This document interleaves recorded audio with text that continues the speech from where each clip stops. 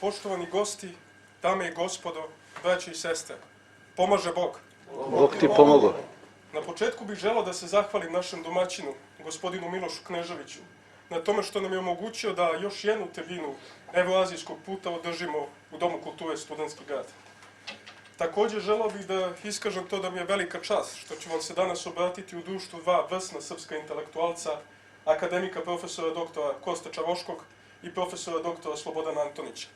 Nadalje, također mi je veliko zadovoljstvo što će se danas sa mnom ovdje vama obratiti i mlade nade nove srpske političke scene. Marko Pušica, član predsjedništva Srpskog pokreta Dveri i Milica Đurđević, portparol Srpskog sabora Zavetnici. Današnja tema, odnosno večerašnja tema je pitanje očuvanja Kosova i Metohije u preambuli novog Ustava Srbije. Dakle, ono što je važno istaći jeste da je pitanje ustavnih promjena i donošenja novih ustavno-pravnih rješenja jedno izuzetno kompleksno pitanje koje zahteva daleko širu i sistematičniju analizu od ovoga što mi večeras možemo da pružimo.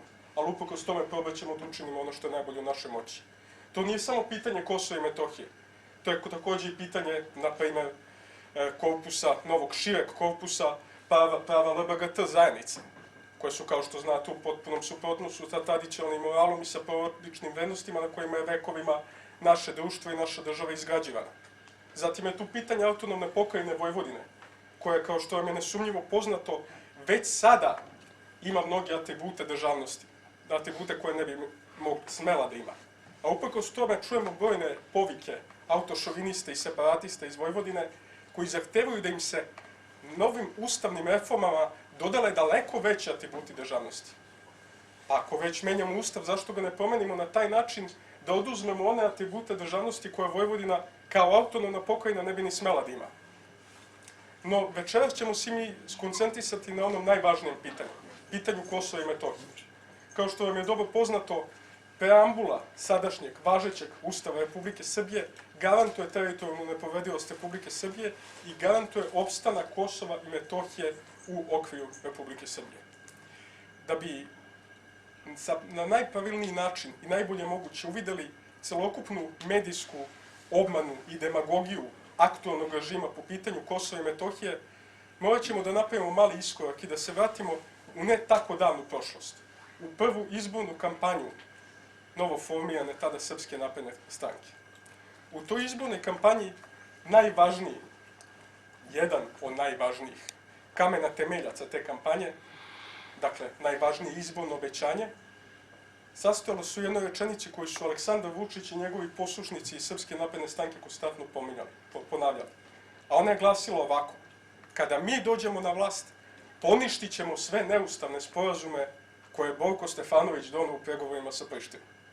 Verujem da se sećate svi tih floskula i tih ponavljanja vrlo dobro. A šta je to zapravo značilo? Režim koji je prethodio režimu Aleksandra Vučića, režim Borisa Tadića, je načinio jednu od najgorih, najkardinalnijih grešaka srpske političke scene 21. veka. Naravno, sa stanovišta Borisa Tadića i tadašnjeg režima to zapravo nije bila greška. To je bio direktan štetočinski antidržavni plan koji ista nomenklatura sprovela po nalogu iz Brisela i Vašingtona. Dakle, Boris Tadić, režim Borisa Tadića je tada izmestio pregovore sa Prištinom iz onog udobnog i po nas jako bitnog okrilja Ujedinjenih nacija, gdje smo imali garanciju našeg teritorijalnog integriteta u vidu rezolucije 1244, koja je garantovala status Kosova i Metohije. Također imali smo i naše bliske prijatelje, Rusku federaciju i Kinu, koje su u svakom trenutku mogle, u slučaju da se pitanje donošene nekakve nove rezolucije pokrene u Savetu bezbednosti, da stave veto i da to onemoguće. Šta je režim Borisa Tadića uradio?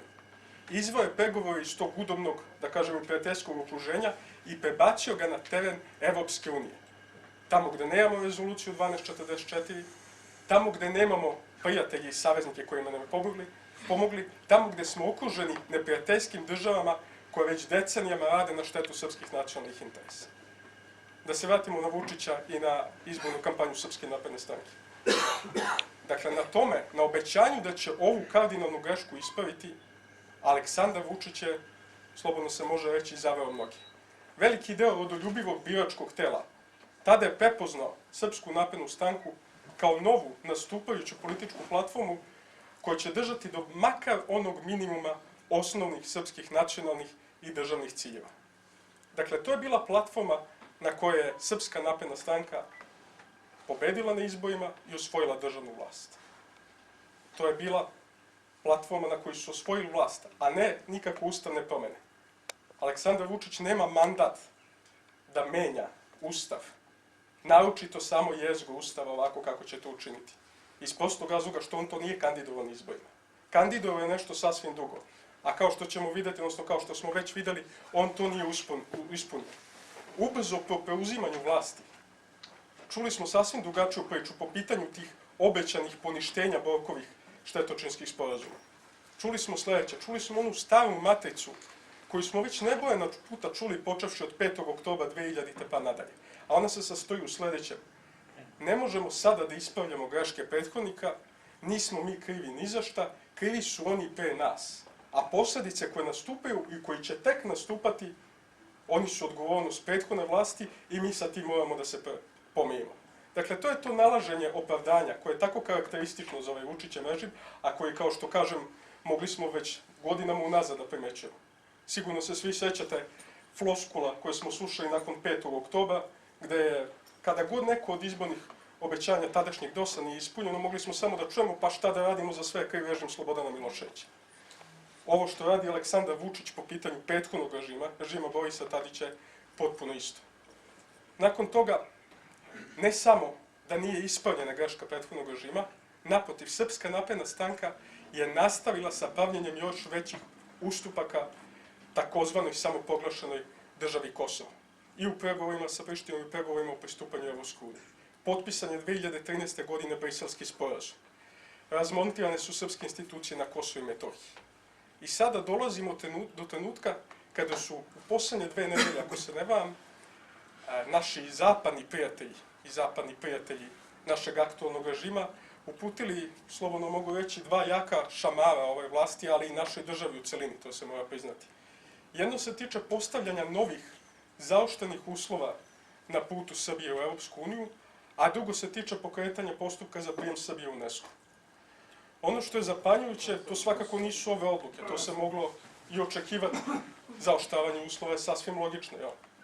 Isto i pokretanje postupka o prijemu Srbije u UNESCO. Ono što je svakako više od toga zapanjujuće jeste demagogija kojom je na to odgovorila Srpska napredna stranka predvođena Aleksandrom Vučićem. U nastojanju da se prikažu kao izuzetne patriote, kao ljudi kojima je nacionalni i državni interes na prvom mestu, oni su tobože bili iznenađeni, čak i šokirani zahtevima koje je pre njih postavlja nomenklatura iz Brisela i Vašingtona. Rekli su, pa zar je moguće da sada se suočavamo sa tim, da moramo da pokrećemo u pregovorima o pristupanju Evropskoj uniji pitanje statusno pitanje kad je reč o Kosovu i Metohiji. Pa ja postavljam pitanje, gospodo, zašto vam to nije bilo jasno pre, kada ste tokom cijelog vašeg mandata pristajali na ustupke prema Evropskoj uniji? Također, slično pitanje se može postaviti i po pitanju traženja Nemačke i drugih zemalja Evropske unije da se naša vlast distancira od daljih produbljivanja odnosa sa Ruskom federacijom, pa čak i da se uvedu sankcije Ruskoj federaciji. Ako je našim današnjim vlastodržcima Evropska unija toliko bliska srcu, a i jeziku, pa onda valjda moraju da poznaju osnovna pravila na kojima je ova supranacionalna tvorevina i konstituisana. Moraju da poznaju 3 stuba Evropske unije. Moraju da im bude poznato da kod Evropske unije postoji nešto što se zove zajednička spoljna i bezbednosna politika. I da države članice moraju prilikom ulaska u Evropsku uniju predati deo svoje suverenosti, a pogotovo u domenu spoljne politike, Evropskoj uniji kao naddržavnoj tvorevini. Za onda nije potpuno očekivano da se od nas traži da ako već želimo Evropsku uniju, da se maksimalno distancijamo od Ruske federacije i da uvedemo sankcije Ruskoj federaciji. A što se tiče pitanja UNESCO-a, zar nije upravo naša vlada potpisivanjem Briselskog sporazuma prihvatila to da neće dalje ni na koji način onemogućavati prijem Kosova kao nezavisne države u međunarodne organizacije? Pa zašto se onda sad bune? Čemu onda ta sad retorika u kojoj se oni predstavljaju kao velike patriote koji će pokrenuti inicijativu i čitavu kampanju kojom će spriječiti prijem Kosova u UNESCO? Dakle, jasno iz svega ovoga da je režim, o kome je reč, režim Aleksandra Vučića se održava na nekoliko načina. Pre svega demagogijom, manipulacijom, zloupotrebom medija, ali i tim imidžom, tim menadžerskim pristupom kojim nastoje da opravda sve svoje greške, a da sebe prikažu kao velike patriote. Nedavno smo također imali 2 slučaja kojima su se naprednjaci trudili da zamaskiraju sve poraze poput ovih nedavnih koje sam pomenuo. Jedan je bio slučaj predsjednika Srpske akademije nauke i umetnosti Vladimira Kostića, koji je otvoreno izjavio da je Kosovo izgubljeno i da moramo naći način da ga se dostojanstveno odreknemo ili da ga dostojanstveno napustimo. Dakle, da ne ulazim sad u to kolika je logička besmislica izraz da dostojanstveno, a svojom voljom predate deo sopstvene teritorije, da se osvrnemo na to reakcije sa kojim su ga Vladimira Kostića i njegovu izjavu sačekali naši vlastodržci. Počevši od Aleksandra Vučića, preko Nebojše Stefanovića, Ivice Dačića, Aleksandra Vulina i ostalih. Dakle, oni su iskoristili obraćanje predsjednika Srpske akademije nauka i umetnosti da sebe prikažu još jednom kao patriote, da sebe prikažu još jednom kao rodoljube. Pa za neko zaista pametan može da pomisli da je Vladimir Kostić tu izjavu dao na svoju ruku. Slična je situacija i sa nedavnim kongresom Srpske napredne stranke, prilikom kojeg je došlo do jednog improvizovanog incidenta. Tom prilikom naš proslavljeni režiser Emir Kusturica izrekao je nekoliko potpuno istinitih i primerenih opaski na račun britanske spoljne politike prema Srbiji poslednjih decenija. Britanski ambasador se, naravno, našavši uvređen u takvoj situaciji, napustio stalu, a zatim je na nagovor visokih delegata Srpske napredne stranke vraćen unutra. Naravno, ono što je jasno je da ovo bila još jedna predstava za javnost, još jedna maska, još jedna obmana Aleksandra Vučića. Pa zar iko normalan može da poveruje da Vučić nije znao, niti je mogao da zna šta bi neko poput Emira Kusturića, koga znamo svih ovih godina, mogao da kaže u takvoj jednoj prilici. I dok se režim služi ovakvim obmanama i ovakvim maskama, na delu je ovo o čemu mi danas ovdje govorimo. Na delu je već priprema za ozbiljno rastakanje države, za promenu ustava, za izbacivanje Kosova i Metohije iz preambule, a i druge štetne akte koje će promenom ustava doći. U tim nastupima Aleksandar Vučić će se rukovoditi onom demagogijom koja je njemu najbliža, kojom se rukovodi još od kako je preuzeo vlast. A to je taj takozvani politički realizam Aleksandra Vučića. On se sastoji u tome što će veliki vođa izaći pred TV ekrane i sa onim njemu tako svojstvenim patetičnim izrazom lica pokušavati da objasni da nas očekuju bolni rezovi koje ćemo mi morati da prihvatimo, koje ćemo mi morati da izvršimo. I sve će biti objašnjeno takozvanim realizmom. Kosovo mi sada ne kontrolišemo, pa čemu onda da stoji u preambuli? Krećemo se ka putu u Evropsku uniju, pa zašto da unesemo Evropsku uniju u ustav? Ljudi se ovako često žale na to koliko koštaju, kakvi su skupštinski izdaci i koliko se para troši na poslanike. Pa ajde onda da prepolovimo broj poslaničkih mandata. Nema veze što u pitanju, što će se zadržati većinski izborni sistem, pa onda tako nešto nema nikakvog apsolutno smisla. Dakle, takvom demagogijom, takvom obmanom, Aleksandar Vučić će pravdati buduće ustavno-pravno rešenje. I on je u tome spreman da ide u kraja, ako treba i da raspiše referendum, a s obzirom da mu, kao što vjerojatno vrlo dobro znate, potrebno prosto većina, ne kao što je bilo kad je već bilo u promeni Ustava iz 2006. godine, postoje opravdana bojazan da će u takvom nešto uspeti. Upravo iz tog razloga mi smo se ukupili ovde večeras da pokrenemo ovde javnu raspravu koju ćemo, nadam se, preuzeti i još na jedan viši nivo poneti moćnije organizacije čiji su predstavnici ovde s nama. Srpski predveri, Srpski sabor zavetnici, ali i srpski intelektualci. Kako narod ne bi po ko zna koji put nasao na medijske podvale ovog režima, kao što je nasedao na medijske podvale i svih prošlih režima. Zato smo tu danas i zato to je naš cilj da se ovakve javne rasprave održavaju u drugim mestima, da imaju prolaz na medijima i da ne dozvolimo ono što režim planira. Dodao bih još da istorijsko iskustvo nas uči da kada je režim u opadanju, pitanje je da li je ovaj režim u opadanju, ali ono što mogu da vam garantujem da je ovi novi uslovi, ova nova 2 šamara koje smo primili u vezi UNESCO i u vezi poštavanja uslova na putu u Evropsku uniju, su svakako početak kraja Vučićeve šizofrene politike koja se ogleda u toj demagogiji koju više ni on sam ne veruje, a koja podrazumeva i Evropsku uniju, i Kosovo, i Rusiju. Kada će do tog konačnog kraka doći, to ne možemo da znamo. Ali istorijsko iskustvo nas uči da je politički režim najopasniji upravo onda kada je uljuljkan u to svoje laži i u te svoje obmane. I da tada može da načini najštetnije i najštetnije i najdalekosežnije posledice po narod i državu.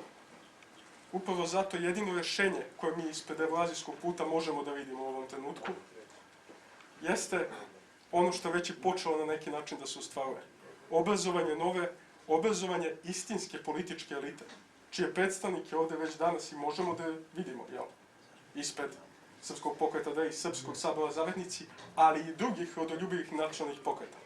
Obrazovanje istinske elite koja će imati ne samo stručnost i znanje da odgovori potrebama današnjeg društva, već pre svega imati i čast i odgovornost. Ta elita će vremenom zbaciti ovu postojeću, ovu pseudo-elitu i oterati tamo gde joj je mesto, na đubrište istorije. Hvala.